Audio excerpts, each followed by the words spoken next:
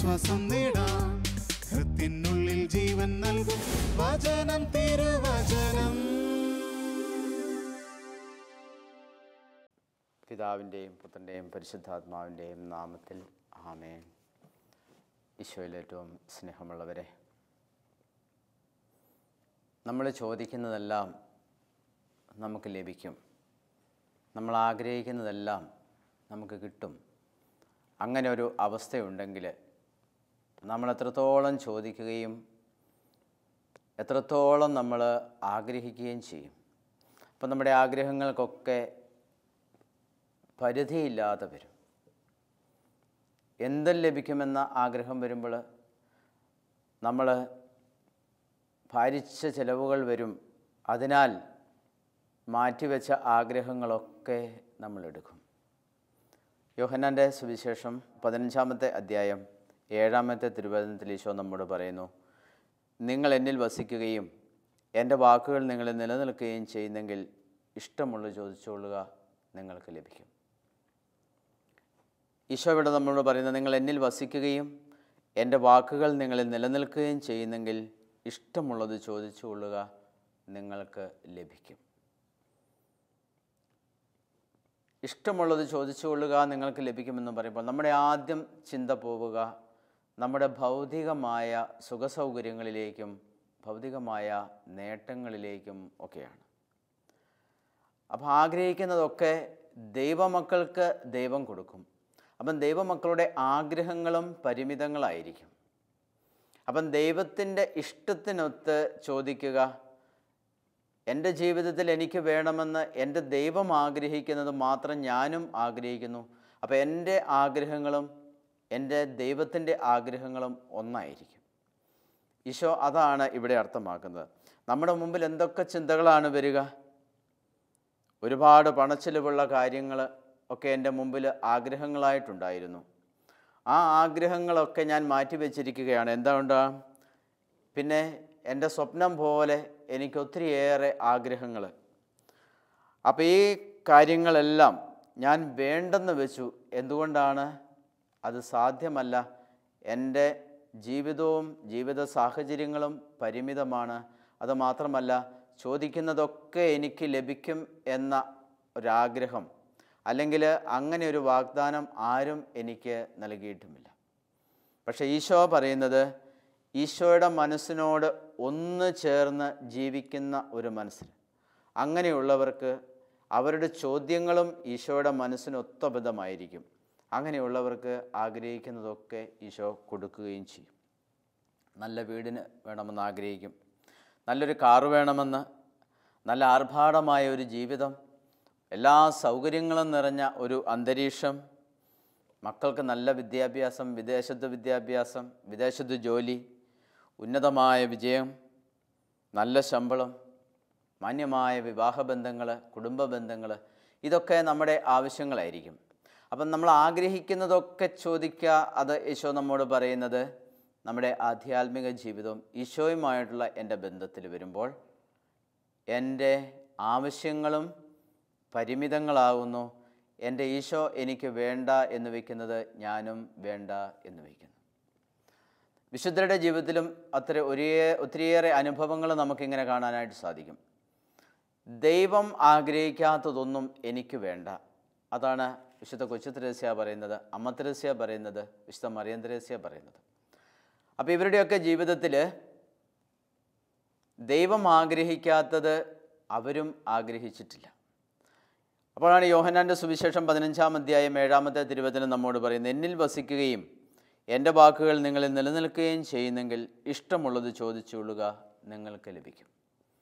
അപ്പോൾ ഈശോയിൽ നമ്മൾ വസിക്കുകയും ഈശോയുടെ വാക്ക് നമ്മൾ നിലനിൽക്കുകയും ചെയ്യുന്നുവെങ്കിൽ എൻ്റെ ആധ്യാത്മിക പുരോഗതി മാത്രമല്ല, എന്നോടൊപ്പമുള്ള ഈ ലോകത്തിലുള്ള സകല മനുഷ്യരുടെയും ആത്മീയ ജീവിതവും അവരുടെ ആത്മരക്ഷയും എൻ്റെ ജീവിതത്തിൻ്റെ വലിയൊരു ലക്ഷ്യമായിരിക്കും. വിശുദ്ധ എവുപ്രാസ്യാമ്മയുടെ ജീവിതത്തിൽ, അതുപോലെ തന്നെ വാഴ്ത്തപ്പെട്ട മറിയം ത്രേസ്യാമ്മയുടെ ജീവിതത്തിലും ശുദ്ധീകരണാത്മാക്കൾക്ക് വേണ്ടി ഈ രണ്ട് വിശുദ്ധരും പ്രാർത്ഥിക്കുന്നത് നമ്മൾ കാണുന്നുണ്ട്. ഒത്തിരിയേറെ വിശുദ്ധരെ ശുദ്ധീകരണ സ്ഥലത്ത് നിന്ന് സ്വർഗത്തിലെത്തുവാൻ വിശുദ്ധ എവപ്രാസ്യാമ്മയും വാഴ്ത്തപ്പെട്ട മറിയം തെരേസ്യയും ഒത്തിരിയേറെ പ്രാർത്ഥിച്ചിട്ടുള്ളത് അവരുടെ ജീവിതത്തിൽ അവർ തന്നെ എഴുതി വച്ചിട്ടുണ്ട്. അപ്പം മരിക്കാറായ മനുഷ്യരെ നല്ല മരണത്തിനായി ഒരുക്കുക എന്നത് വാഴ്ത്തപ്പെട്ട മറിയം തെരേസ്യാമ്മയുടെ ഒരു വലിയ ഒരു ദൗത്യമായിരുന്നു. അപ്പോൾ ദൈവം അത് ആഗ്രഹിക്കുന്നുണ്ട്. മറിയം തെരേസ്യ ജീവിച്ചിരുന്ന ആ കാലഘട്ടത്തിൽ മരിക്കുന്നവരെല്ലാം മറിയം തെരേസ്യയുടെ പ്രാർത്ഥനാ സഹായത്തോടു കൂടി മരിക്കണമെന്നും നരകത്തിലേക്ക് പോകാൻ സാധ്യതയുള്ളവരൊക്കെ ശുദ്ധീകരണ സ്ഥലത്തിൽ എത്തണമെന്നും അങ്ങനെ അവരൊക്കെ ശുദ്ധീകരിക്കപ്പെട്ട് സ്വർഗത്തിൽ ഒരിക്കൽ എത്തിച്ചേരണമെന്നുമൊക്കെ ദൈവം ആഗ്രഹിച്ചു. അങ്ങനെ മറിയം തെരേസ്യയുടെ ജീവിതം ദൈവം അങ്ങനെ അനേകർക്ക് വേണ്ടി ദൈവം ഉപയോഗപ്പെടുത്തിയിട്ടുണ്ട്.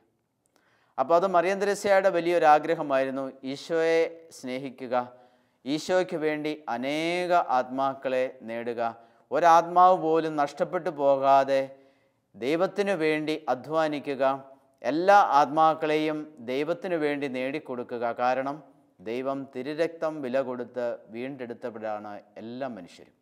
അങ്ങനെയുള്ള ഒരു മനുഷ്യാത്മാവ് പോലും നഷ്ടപ്പെടരുത് എന്ന മറിയം തെരേസ്യയുടെ ജീവിതത്തിൽ വലിയൊരു ആഗ്രഹമുണ്ടായിരുന്നു. ഇതുപോലെ നമ്മുടെ ഓരോരുത്തരുടെയും ജീവിതത്തിൽ നിങ്ങൾ എന്നിൽ വസിക്കുകയും എൻ്റെ വാക്കുകളിൽ നിങ്ങളിൽ നിലനിൽക്കുകയും ചെയ്യുന്നെങ്കിൽ ഇഷ്ടമുള്ളത് ചോദിച്ചു കൊള്ളുക, നിങ്ങൾക്ക് ലഭിക്കും. ഇങ്ങനെയാണ് നമുക്ക് ഇഷ്ടമുള്ളത്. എന്താണ്? ദൈവത്തിന് വേണ്ടി, ദൈവരാജ്യത്തിന് വേണ്ടി ജീവിക്കുക എന്ന ഒരു ലക്ഷ്യം.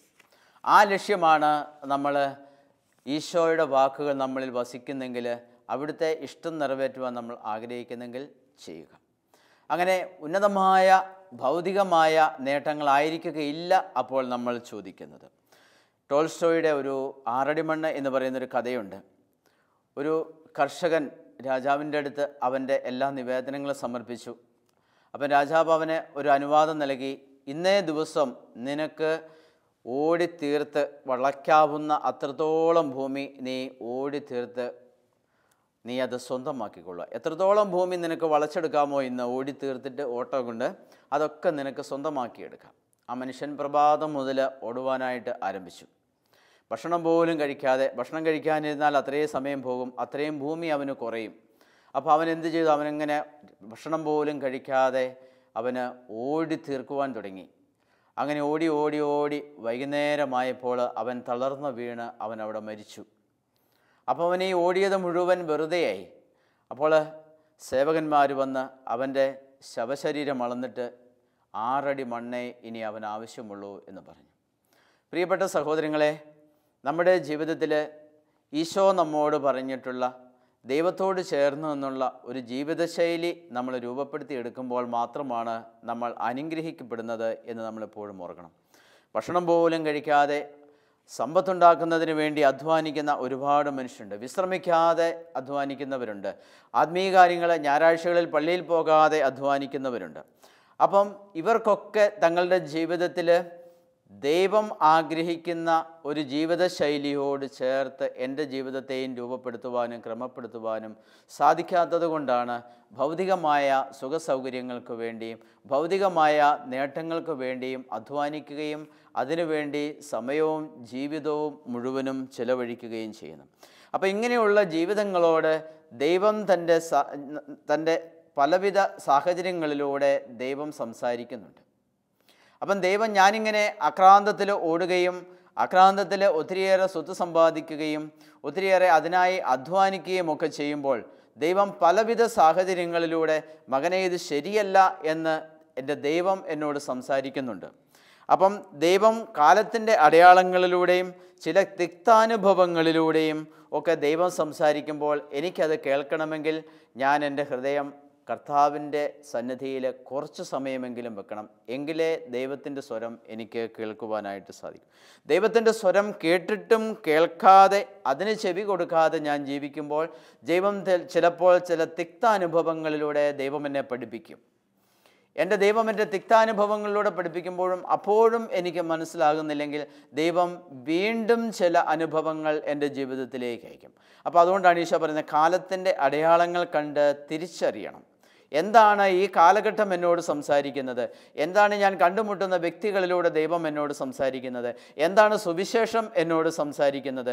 ഞാൻ എവിടെയെങ്കിലും ധ്യാനം കേൾക്കുമ്പോൾ, അല്ലെങ്കിൽ എങ്ങനെയെങ്കിലും വചനം കേൾക്കാനിടയായെങ്കിൽ ആ വചനം ദൈവം എന്നോട് സംസാരിക്കുന്നത്, വ്യക്തികളിലൂടെ സംസാരിക്കുന്നത്, ജീവിത സാഹചര്യങ്ങളിലൂടെ സംസാരിക്കുന്നത്, ചിലപ്പോൾ തിക്ത അനുഭവങ്ങളിലൂടെ സംസാരിക്കുന്നത്, എന്താണ് ദൈവം ഇതുകൊണ്ട് അർത്ഥമാക്കുന്നത് എന്ന് ചിന്തിച്ച് കണ്ടുപിടിക്കുവാനുള്ള ഒരു ആത്മീയ ചൈതന്യം നമുക്ക് ആവശ്യമാണ്. നമ്മുടെ നാട്ടിൽ നമ്മൾ ജീവിക്കുന്ന സാഹചര്യത്തിൽ നമ്മുടെയൊക്കെ കാലാവസ്ഥകൾ മാറിമറിഞ്ഞ് നടക്കുകയാണ്. കാലാവസ്ഥ മാറിമറിയുന്നതിന് പലവിധ കാരണങ്ങൾ ലോകം നമ്മോട് പറയുന്നുണ്ട്. പക്ഷേ ഇതിൻ്റെ എല്ലാം അപ്പുറത്ത് ചിലപ്പോൾ ചില മേഖലകളിൽ കൃഷിനാശങ്ങൾ ഉണ്ടാകുന്ന, കാട്ടുമൃഗങ്ങളുടെ ശല്യങ്ങൾ ഉണ്ടാകുന്നുണ്ട്. ചിലപ്പോൾ ഞാൻ നട്ടു വളർത്തിക്കൊണ്ടുവരുന്നത് അപ്പാട് എന്തെങ്കിലുമൊക്കെ രോഗങ്ങൾ പിടിച്ച് നശിച്ച് ഇല്ലാതായിത്തീരുന്നു. അപ്പോൾ എൻ്റെ അധ്വാനം മുഴുവൻ വൃഥാവിലാകുന്നു. ഞാൻ വീണ്ടും വീണ്ടും ദാരിദ്ര്യത്തിലേക്ക് പോകുന്നു. അപ്പോൾ ഇങ്ങനെയുള്ള സാഹചര്യത്തിൽ ഇതിലൂടെയൊക്കെ ദൈവം എന്നോട് എന്തെങ്കിലുമൊക്കെ സംസാരിക്കുന്നുണ്ട്.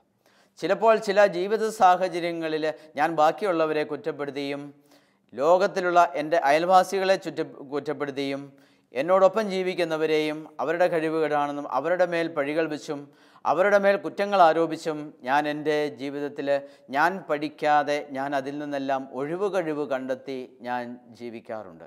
പക്ഷേ എൻ്റെ ദൈവം ഈ സാഹചര്യങ്ങളിലൂടെ എല്ലാം എന്നോട് സംസാരിക്കുകയാണ്. കാലാവസ്ഥാ വ്യതിയാനത്തിലൂടെ മനുഷ്യൻ ദൈവത്തിൽ നിന്ന് അകലുന്നു എന്നും ദൈവത്തിൽ നിന്ന് അകന്നതുകൊണ്ട് ചില തിക്താനുഭവങ്ങളിലൂടെ ദൈവത്തിലേക്ക് നോക്കുവാനും അവിടുത്തെ വചനത്തിലേക്ക് നോക്കുവാനും എന്നെ ദൈവം നിർബന്ധിക്കുന്നുണ്ട് എന്ന് മനസ്സിലാക്കുവാനായിട്ട് എനിക്ക് സാധിക്കുന്നുണ്ട്.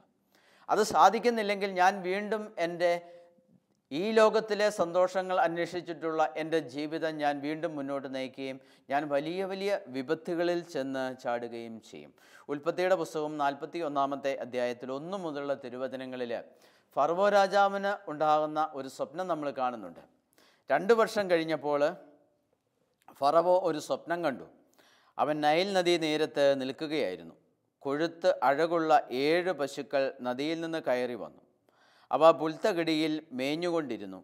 അതിനുശേഷം മെലിഞ്ഞ വിരൂപമായ വേറെ 7 പശുക്കൾ നൈൽ നദിയിൽ നിന്ന് കയറി വന്നു. നദീതീരത്ത് നിന്നിരുന്ന മറ്റു പശുക്കളുടെ അരികിൽ വന്നു നിന്നു. മെലിഞ്ഞു വിരൂപമായ പശുക്കൾ കൊഴുത്ത് അഴകുള്ള പശുക്കളെ വിഴുങ്ങിക്കളഞ്ഞു. ഫറവോ ഉറക്കത്തിൽ നിന്ന് ഉണർന്നു. ഫറവോയ്ക്ക് അസ്വസ്ഥതയായി. ആദ്യം 7 പശുക്കൾ, നല്ല മെഴുത്ത പശുക്കൾ, അവ നദിയിൽ നിന്ന് കയറി വന്നു പുൽത്തകിടിയിൽ മേഞ്ഞുകൊണ്ടിരിക്കുന്നു. അവ വളരെ സുഭിക്ഷമായി, നല്ലൊരു അന്തരീക്ഷം, നല്ല പശുക്കൾ, കാണാൻ അഴകുണ്ട്. ഈ അവസരത്തിലാണ് വേറെ 7 പശുക്കൾ നദിയിൽ നിന്നും കയറി വരുന്നത്. അവ മെലിഞ്ഞ് വിരൂപമായതാണ്. ദാരിദ്ര്യ അവസ്ഥയിൽ നിന്നാണ് അവ വരുന്നത്. അത് കണ്ടാൽ അറിയാം. ഇത് കണ്ടപ്പോൾ ഫറവോ അസ്വസ്ഥനായി. ഫറവോയ്ക്ക് ഇതിൻ്റെ അർത്ഥം മനസ്സിലായില്ല.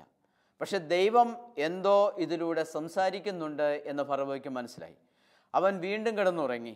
അപ്പോൾ വേറൊരു സ്വപ്നമുണ്ടായി അവന്. ഒരു തണ്ടിൽ പുഷ്ടിയും അഴകുമുള്ള 7 ധാന്യക്കതിരുകൾ വളർന്നു പൊങ്ങി. തുടർന്ന് 7 കതിരുകൾ കൂടി ഉയർന്നു വന്നു. അവ ശുഷ്കിച്ചവയും കിഴക്കൻ കാറ്റിൽ ഉണങ്ങിക്കരിഞ്ഞവയുമായിരുന്നു. ശോഷിച്ച 7 കതിരുകൾ പുഷ്ടിയും അഴകുമുള്ള കതിരുകളെ വിഴുങ്ങിക്കളഞ്ഞു. അപ്പം നേരം പുലർന്നപ്പോൾ അവൻ ആകപ്പാടെ അസ്വസ്ഥനായി. ഈജിപ്തിലെ എല്ലാ മന്ത്രവാദികളെയും ജ്ഞാനികളെയും വിളിപ്പിച്ച് തൻ്റെ സ്വപ്നം അവരോട് പറഞ്ഞു. അത് വ്യാഖ്യാനിക്കുവാൻ ആർക്കും കഴിഞ്ഞില്ല. അങ്ങനെ അവൻ ആകപ്പാടെ എന്തോ ദൈവം ഇതിലൂടെ സംസാരിച്ചിട്ടുണ്ട് എന്ന് ഫറവോയ്ക്ക് മനസ്സിലായി. അത് എന്തായിരിക്കും അതിൻ്റെ അർത്ഥം? ദൈവം സംസാരിക്കുന്നത് എന്താണ്? ഇത് മനസ്സിലാക്കുവാൻ ഫറവോയ്ക്ക് ആഗ്രഹമുണ്ട്. അതിനാണ് ഫറവോ അസ്വസ്ഥനായതും ഈജിപ്തിലെ എല്ലാ മന്ത്രവാദികളെയും ജ്ഞാനികളെയും വിളിപ്പിച്ച് തൻ്റെ സ്വപ്നം അവരോട് പറഞ്ഞതും അത് വ്യാഖ്യാനിക്കാൻ അവരോട് ആവശ്യപ്പെട്ടതും. പക്ഷേ അവർക്കാർക്കും കഴിഞ്ഞില്ല. അപ്പോൾ ഈ സ്വപ്നത്തിന് എന്തോ അർത്ഥമുണ്ട്. ദൈവം ഇതിലൂടെ എന്തോ സംസാരിക്കുന്നുണ്ട്. ഇങ്ങനെ ദൈവം സംസാരിച്ച ആ വഴി അത് വ്യാഖ്യാനിച്ച് കിട്ടുവാൻ ഫറവോ ആഗ്രഹിക്കുന്നു. അപ്പം ദൈവം എന്തോ സംസാരിക്കുന്നുവെന്നും ഫറവോയുടെ സ്വപ്നം വ്യാഖ്യാനിക്കാൻ ആരെങ്കിലും ആവശ്യമാണെന്നും ഫറവോയ്ക്ക് മനസ്സിലായി. ഈ സാഹചര്യത്തിലാണ് പൂർവ്വ യോസേപ്പ് അവിടെ എത്തുന്നതും പൂർവ്വ യോസേപ്പ് ഫറവോയുടെ സ്വപ്നത്തെ വ്യാഖ്യാനിക്കുന്നതും. അപ്പം യോസേപ്പ് വ്യാഖ്യാനിച്ചത് ഇങ്ങനെയാണ്: ഈജിപ്ത് മുഴുവനും സുഭിക്ഷത്തിൻ്റെ 7 വർഷങ്ങൾ വരും. ഈജിപ്ത് മുഴുവനും സുഭിക്ഷത്തിൻ്റെ 7 വർഷങ്ങൾ വരാൻ പോകുന്നു. അതേ തുടർന്ന് ക്ഷാമത്തിൻ്റെ 7 വർഷങ്ങളും ഉണ്ടാവും.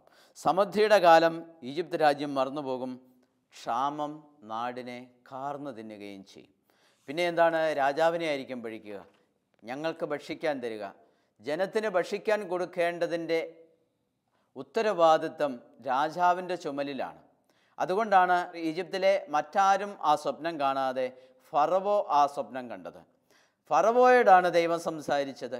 ഈജിപ്തിലെ ജനത്തെ മുഴുവനും ആ സ്വപ്നം കാണിച്ചിട്ട് കാര്യമില്ല. കാരണം അവിടെ തീരുമാനമെടുക്കേണ്ടതും അത് പ്രാവർത്തികമാക്കേണ്ടതും ഫറവോ രാജാവാണ്. അപ്പോൾ ഉത്തരവാദിത്തപ്പെട്ട ഫറവോ രാജാവാണ് ഈ കാര്യങ്ങൾ കൈകാര്യം ചെയ്യേണ്ടത്. അതുകൊണ്ട് ദൈവം ഫറവോയെ മാത്രം ഈ സ്വപ്നം കാണിച്ചു. ഫറവോയോട് മാത്രം ദൈവം ഈ സ്വപ്നത്തിലൂടെ സംസാരിച്ചു. അത് വ്യാഖ്യാനിക്കാൻ ജോസഫിനെ ദൈവം അവിടെ കൊണ്ടുവന്നു. അങ്ങനെ ഫറവോ ആ സ്വപ്നം വ്യാഖ്യാനിച്ച് അതനുസരിച്ച് അവൻ പ്രവർത്തിച്ചു. ഫറവോ സേവകന്മാരോട് ഇങ്ങനെ പറയുന്നു. ഉൽപ്പത്തിയുടെ പുസ്തകം 41-ാം അധ്യായം 37 മുതലുള്ള തിരുവചനങ്ങളിൽ: ദൈവത്തിൻ്റെ ആത്മാവ് കുടികൊള്ളുന്ന ഇവനെ പോലെ മറ്റൊരു മനുഷ്യനെ കണ്ടെത്താൻ നമുക്ക് കഴിയുമോ? ദൈവത്തിൻ്റെ ആത്മാവ് കുടികൊള്ളുന്ന ഇവനെ പോലെ മറ്റൊരു മനുഷ്യനെ കണ്ടെത്താൻ നമുക്ക് കഴിയുമോ? സ്നേഹമുള്ള സഹോദരങ്ങളെ, ഇവിടെ ഫറവോ രാജാവ് കണ്ട സ്വപ്നം വ്യാഖ്യാനിക്കാൻ മന്ത്രവാദികളെയും ജ്ഞാനികളെയും എല്ലാം വിളിച്ചു വരുത്തി. അവർക്കാർക്കും അത് വ്യാഖ്യാനിക്കുവാനായിട്ട് കഴിഞ്ഞില്ല. ദൈവത്തിൻ്റെ ആത്മാവ് കുടികൊള്ളുന്ന പൂർവ്വ യൗസേപ്പിന് ആ സ്വപ്നം വ്യാഖ്യാനിക്കുവാനായിട്ട് കഴിഞ്ഞു. അത് കഴിഞ്ഞപ്പോൾ ഫറവോയുടെ അഭിപ്രായമാണത്: ദൈവത്തിൻ്റെ ആത്മാവ് കുടികൊള്ളുന്ന ഇവനെപ്പോലെ മറ്റൊരു മനുഷ്യനെ കണ്ടെത്താൻ സാധിക്കുമോ? ദൈവം എത്ര മനോഹരമായിട്ട് ഫറവോയ്ക്ക് കാര്യങ്ങൾ ബോധ്യപ്പെടുത്തി കൊടുത്തു. ജോസഫ് അത് വ്യാഖ്യാനിച്ചു കൊടുത്തപ്പോൾ ഇത് നീ വ്യാഖ്യാനിച്ചൊന്നും ശരിയല്ല എന്ന് പറഞ്ഞ് അത് തള്ളിക്കളഞ്ഞില്ല. കാരണം അത് വളരെ വ്യക്തമായി ജോസഫ് വ്യാഖ്യാനിച്ചു എന്ന് ഫറവോയ്ക്ക് മനസ്സിലായി. അത് മാത്രമല്ല, ജോസഫിൽ കുടികൊള്ളുന്ന ആത്മാവിനെക്കുറിച്ചും ദൈവത്തിൻ്റെ ആത്മാവ് കുടികൊള്ളുന്ന ഇവനെപ്പോലൊരു മറ്റൊരു മനുഷ്യനെ കണ്ടെത്താൻ നമുക്ക് കഴിയുമോ? അത്രത്തോളം ജോസഫിനെക്കുറിച്ചും ഫറവോയ്ക്ക് ബോധ്യമായി. സ്നേഹമുള്ളവരെ, ഫറവോയ്ക്ക് കിട്ടിയ ആ ഒരു മനസ്സുകൂടി നമ്മളൊന്ന് ചിന്തിക്കണം. ഫറവോ അതെല്ലാം സ്വീകരിച്ചു. ഫറവോ അതൊന്നും നിഷേധിച്ചില്ല. അല്ലെങ്കിൽ നീ വ്യാഖ്യാനിക്കുന്നതല്ല ഇത് ശരി എന്ന് പറയാനായിട്ട് ഫറവോയ്ക്ക് പറ്റിയില്ല. കാരണം ഫറവോ ജോസഫിൽ വിശ്വസിച്ചു. ജോസഫിൽ കുടികൊള്ളുന്ന ആത്മാവിനെ വളരെ വേഗം ഫറവോയ്ക്ക് മനസ്സിലായി. ഇന്ന് നമ്മുടെ ജീവിതത്തിൽ പലപ്പോഴും നമുക്ക് ദൈവാത്മാവ് കുടികൊള്ളുന്നവരെയും ദൈവം സംസാരിക്കുന്ന വഴികളെയും ദൈവത്തിൻ്റെ ആജ്ഞകളെയും ഒന്നും നമുക്ക് തിരിച്ചറിയാൻ പറ്റുന്നില്ല എന്നുള്ളതാണ് ഏറ്റവും വലിയൊരു സത്യം. കർത്താവ് നമ്മുടെ അടുത്തൂടെ കടന്നു പോകുന്നു. കർത്താവ് നമ്മുടെ ജീവിതത്തിലേക്ക് കടന്നു വരുന്നു. കർത്താവ് നമ്മളോട് വിവിധ വ്യക്തികളിലൂടെ സാഹചര്യങ്ങളിലൂടെ ഒക്കെ സംസാരിക്കുന്നുണ്ട്. പക്ഷേ നമുക്ക് മനസ്സിലാകുന്നില്ല എന്നുള്ളതാണ് ഒരു സത്യം. അപ്പം ഫറവോയ്ക്ക് മനസ്സിലായതുപോലെ ജോസഫിൽ കുടികൊള്ളുന്ന ആ ആത്മാവിനെക്കുറിച്ചും ജോസഫ് ദൈവാത്മാവ് നിറഞ്ഞവനാണെന്നും വളരെ വേഗം ഫറവോയ്ക്ക് മനസ്സിലായി. ഇതുപോലെ നമ്മുടെ ജീവിതത്തിലും ദൈവത്തിൻ്റെ വചനവും ദൈവത്തിൻ്റെ പ്രവൃത്തികളും ദൈവം സാഹചര്യങ്ങളിലൂടെ സംസാരിക്കുന്നതും നമ്മുടെ ചില തിക്താനുഭവങ്ങളിലൂടെ സംസാരിക്കുന്നതും നമ്മുടെ ജീവിതത്തിലെ ചില സാഹചര്യങ്ങളിലൂടെയും പല വ്യക്തികളിലൂടെയും സുവിശേഷത്തിലൂടെയും ഒക്കെ ദൈവം നമ്മോട് സംസാരിക്കുന്നത് തിരിച്ചറിയാനും അത് മനസ്സിലാക്കാനും നമ്മളെ അനുഗ്രഹിക്കണമേ എന്ന് നമുക്ക് പ്രാർത്ഥിക്കാം. ഈ തിരിച്ചറിവിൻ്റെ ഒരു വരം അത് നമ്മൾ ദൈവത്തോട് ചോദിക്കണം. ഇല്ലെങ്കിൽ ഇതൊക്കെ സാഹചര്യങ്ങൾ ഒക്കെ നമ്മുടെ ജീവിതത്തിലുണ്ടാവും. പക്ഷേ ഇതൊന്നും തിരിച്ചറിയാൻ കഴിയാതെ നമ്മൾ വീണ്ടും അന്ധകാരത്തിൽ നിന്ന് വീണ്ടും അന്ധകാരത്തിലേക്ക് നമ്മൾ പോകും. അവസാനം ഒരുപാട് മണ്ടത്തരങ്ങളെല്ലാം പറ്റി വഴിയെല്ലാം തെറ്റി ജീവിതം തകർന്നു കഴിയുമ്പോൾ മാത്രമാണ് നമുക്ക് തിരിച്ചറിയാൻ സാധിക്കുക. ഒരുപക്ഷെ അങ്ങനെ പോയാൽ അപ്പോഴും നമുക്ക് തിരിച്ചറിയുവാനായിട്ട് സാധിക്കുകയില്ല. ഫറവോ എന്നിട്ട് ചെയ്തു നോക്കുക, തൻ്റെ കയ്യിൽ നിന്ന് മുദ്രമോതിരം ഊരിയെടുത്ത് ജോസഫിനെ അണിയിച്ചു. അവനെ പട്ടുവസ്ത്രങ്ങൾ ധരിപ്പിച്ചു. കഴുത്തിൽ സ്വർണ്ണമാല ഇടുകയും ചെയ്തു. അവൻ തൻ്റെ 2-ാം രഥത്തിൽ ജോസഫിനെ എഴുന്നള്ളിച്ചു. ജോസഫിനെ കുറിച്ച് വളരെ വ്യക്തമായ ബോധ്യം ഫറവോയ്ക്ക് ലഭിച്ചു. വളരെ വ്യക്തമായ ചിത്രം ഫറവോയ്ക്ക് ജോസഫിനെ കുറിച്ച് ലഭിച്ചു. ജോസഫിനെ തൻ്റെ ദേശത്തിൻ്റെ അധിപതിയായി അവൻ നിയമിക്കുകയും ചെയ്തു. നിങ്ങൾ എന്നിൽ വസിക്കുകയും എൻ്റെ വാക്ക് നിങ്ങളിൽ നിലനിൽക്കുകയും ചെയ്യുന്നെങ്കിൽ ഇഷ്ടമുള്ളത് ചോദിച്ചുകൊള്ളുക, നിങ്ങൾക്ക് ലഭിക്കും. നമ്മൾ ഓർമ്മിക്കേണ്ട ഒരു പ്രധാനപ്പെട്ട കാര്യം, ദൈവം സംസാരിക്കുന്ന വഴികളെക്കുറിച്ച് അറിയാതെ പോവുകയും ദൈവത്തിൻ്റെ വഴികൾ മനസ്സിലാക്കാൻ കഴിയാതെ വരികയും എൻ്റെ ദൈവം എന്നോട് ആവശ്യപ്പെടുന്നത് ഞാൻ നിരുപാധികം തട്ടിമാറ്റുകയും ചെയ്ത് ദൈവത്തിന് എൻ്റെ ജീവിതത്തിൽ സ്ഥാനമില്ലാത്ത ഒരു അവസ്ഥയിലേക്ക് ഇന്ന് ലോകം കടന്നു വരികയാണ്. ദൈവമക്കൾ എല്ലാവരും ദൈവത്തെ ഉപേക്ഷിക്കുകയാണ്. ദൈവത്തിൻ്റെ വഴി അവർ ഉപേക്ഷിക്കുകയാണ്. വചനം പറയുന്നത് പോലെ ജീവിക്കുവാൻ ആർക്കും ഇഷ്ടമില്ല. വചനത്തിലേക്ക് കടന്നു വരുവാനും ആർക്കും ഇഷ്ടമില്ല. തിരുസഭ നമ്മോട് പറയുന്ന ജീവിതശൈലികൾ സ്വീകരിക്കുവാനായിട്ട് നമുക്ക് ബുദ്ധിമുട്ടുണ്ട്. ഇന്ന് നമ്മൾ വളരെ പ്രധാനമായിട്ട് ചിന്തിക്കേണ്ട ഒരു കാര്യം, നമ്മളും നമ്മുടെ ചെറുപ്പക്കാരുമൊക്കെ അണിയുന്ന വസ്ത്രങ്ങൾ, നമ്മുടെ ധരിക്കുന്ന വസ്ത്രങ്ങൾ മാന്യമായിരിക്കണം എന്ന് നമുക്കാർക്കും ഇന്ന് ചിന്തയില്ലാത്ത ഒരവസ്ഥയിലേക്ക് വന്നു. നമ്മുടെ വസ്ത്രധാരണ രീതികളൊക്കെ ഒത്തിരിയേറെ മാറിപ്പോയി. നമ്മുടെ ശരീരത്തെ മറ്റുള്ളവരുടെ മുമ്പിൽ തുറന്നു വയ്ക്കാനും അതിൻ്റെ ഭംഗി മറ്റുള്ളവരുടെ മുമ്പിൽ അവതരിപ്പിക്കാനുമൊക്കെയാണ് ഇന്ന് നമ്മൾ ഏറ്റവും കൂടുതൽ ശ്രദ്ധിക്കുക. അല്ലാതെ ദൈവം ആഗ്രഹിക്കുന്ന തരത്തിലൊരു വസ്ത്രധാരണ രീതി ഇന്ന് നമുക്ക് ഇല്ലാതെ പോയി. ഇതുകൊണ്ട് നമ്മുടെ ജീവിതം ഒത്തിരിയേറെ തിന്മയിലേക്ക് നമ്മൾ തന്നെ നയിക്കുകയും മറ്റുള്ളവരുടെ ജീവിതത്തെ കൂടെ നമ്മൾ പാപത്തിലേക്ക് തള്ളിവിടുകയും ചെയ്യുന്നുണ്ട്. നമ്മളിത് ആരോടെങ്കിലുമൊക്കെ ഒന്ന് പറഞ്ഞു കൊടുത്താൽ പറഞ്ഞു കൊടുക്കുന്നവൻ അവഹേളിതനാകുന്നു എന്നല്ലാതെ തെറ്റിദ്ധരുത്തുവാൻ ആരും തയ്യാറാകുന്നില്ല എന്നൊരു സത്യം നമുക്കുണ്ട്. ദൈവത്തിൻ്റെ വചനം നമ്മൾ കേൾക്കുന്നു എങ്കിലും നമുക്കതിനൊന്നും സമയമില്ല. അത് തിരിച്ചറിയാനും നമുക്ക് സമയം ഇല്ലാതെ ആയിത്തീരിക്കുന്നു. ഇവിടെ ജോസഫ് ദൈവത്തിൽ വിശ്വസിച്ചു. ജോസഫിൻ്റെ വാക്ക് ഫറവോ വിശ്വസിച്ചു. ജോസഫ് ഒന്നും ചോദിച്ചില്ല. ഫറവോ ജോസഫിനെ ഒത്തിരിയേറെ ഉയർത്തി. അത് ദൈവത്തിൻ്റെ ആഗ്രഹമായിരുന്നു. ജോസഫിനെ അങ്ങനെ ഉയർത്താനാണ് ദൈവം ആഗ്രഹിച്ചത്. അപ്പം ജോസഫിനെ ദൈവം അങ്ങനെ ഉയർത്തി കഴിഞ്ഞപ്പോൾ ദൈവത്തിൻ്റെ ഒരു തിരുമനസ് അവിടെ നിറവേറുകയായിരുന്നു. ദൈവത്തിൻ്റെ ഒരു പദ്ധതി അവിടെ പൂർത്തിയാവുകയായിരുന്നു. മത്തായിയുടെ സുവിശേഷം 6-ാമത്തെ അധ്യായം 33-ാമത്തെ തിരുവചനത്തിൽ, നിങ്ങൾ ആദ്യം അവിടുത്തെ രാജ്യവും അവിടുത്തെ നീതിയും അന്വേഷിക്കുക, അതോടൊപ്പം മറ്റുള്ളവയെല്ലാം നിങ്ങൾക്ക് ലഭിക്കും. നിങ്ങൾ ആദ്യം അവിടുത്തെ രാജ്യവും അവിടുത്തെ നീതിയും അന്വേഷിക്കുക, അതോടൊപ്പം മറ്റുള്ളവയെല്ലാം നിങ്ങൾക്ക് ലഭിക്കും. ആദ്യം നമ്മൾ തേടേണ്ടത് ദൈവത്തിൻ്റെ നീതിയാണ്, ദൈവത്തിൻ്റെ രാജ്യമാണ്. അത് തേടുമ്പോൾ നമ്മൾ അനുഗ്രഹിക്കപ്പെടാൻ പോകുന്നു. അത് തേടുമ്പോൾ ദൈവം ജോസഫിനെ നയിച്ചതുപോലെ, ഫറവോയെ സ്വപ്നത്തിലൂടെ നയിച്ചതുപോലെ നമ്മളെയും ദൈവം തൻ്റെ വഴികളിലൂടെ വിവിധ രീതികളിലും വിവിധ സാഹചര്യങ്ങളിലൂടെയും ദൈവം നമ്മളെ നയിക്കും.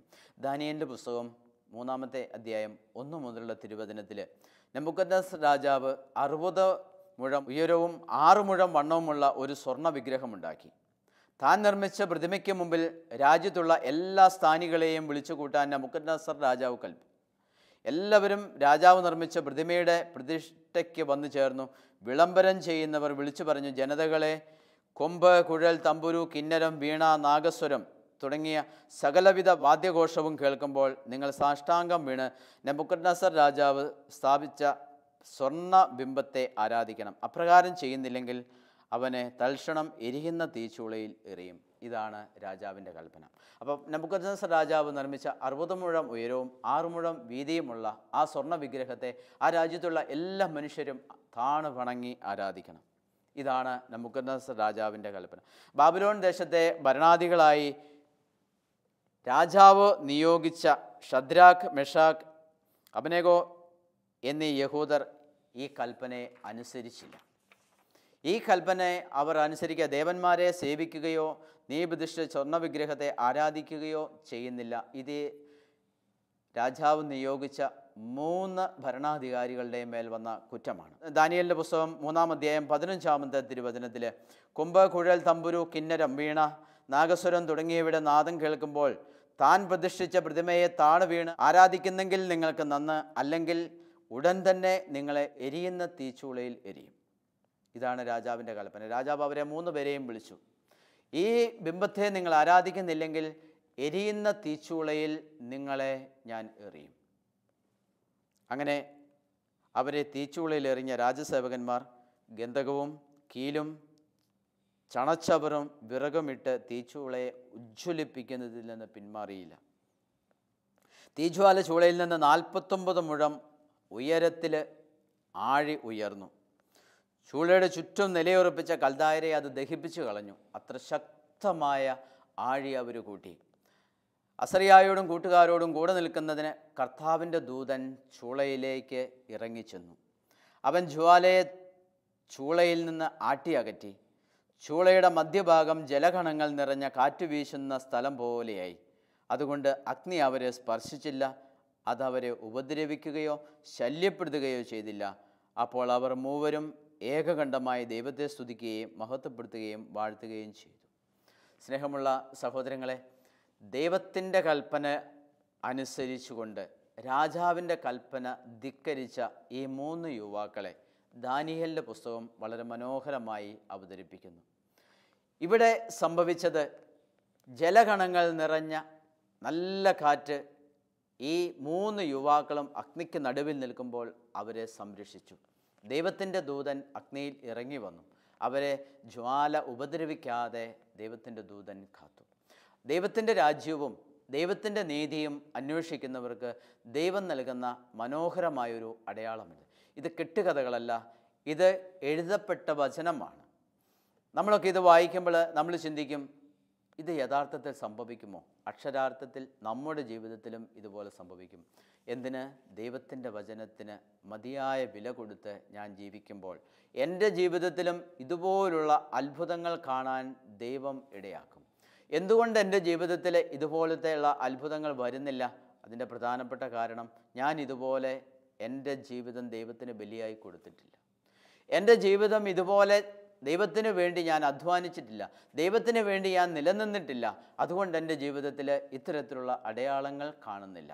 ഇതുപോലുള്ള അടയാളങ്ങൾ എൻ്റെ ജീവിതത്തിൽ കാണും എപ്പോൾ? എൻ്റെ ദൈവത്തിന് വേണ്ടി ഞാൻ നിലനിൽക്കുമ്പോൾ. പ്രതിമയെ ആരാധിക്കുവാനായിട്ട് കൽപ്പന പുറപ്പെടുവിച്ച ആ രാജാവിൻ്റെ കൽപ്പനയെ തീച്ചൂളയിൽ എറിയുമെന്ന് പറഞ്ഞിട്ടും അവരത് വകവച്ചില്ല.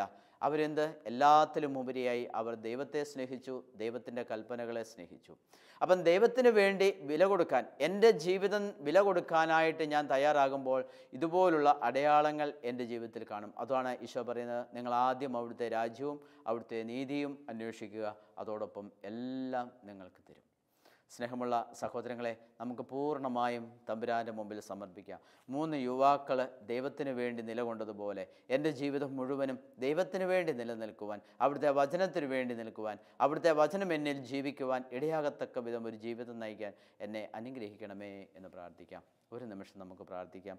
കാരുണ്യവാനായ തമ്പുരാനെ, അങ്ങ് ഞങ്ങൾക്ക് നൽകുന്ന എല്ലാ നല്ല അവസരങ്ങൾക്കായും നല്ല അനുഭവങ്ങൾക്കായിട്ടും ഞങ്ങൾ അങ്ങയോട് നന്ദി പറയുന്നു.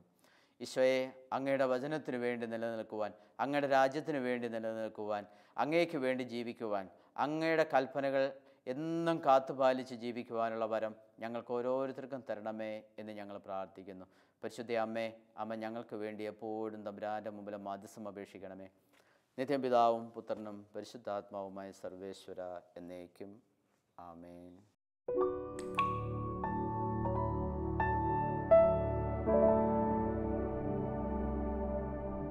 thank you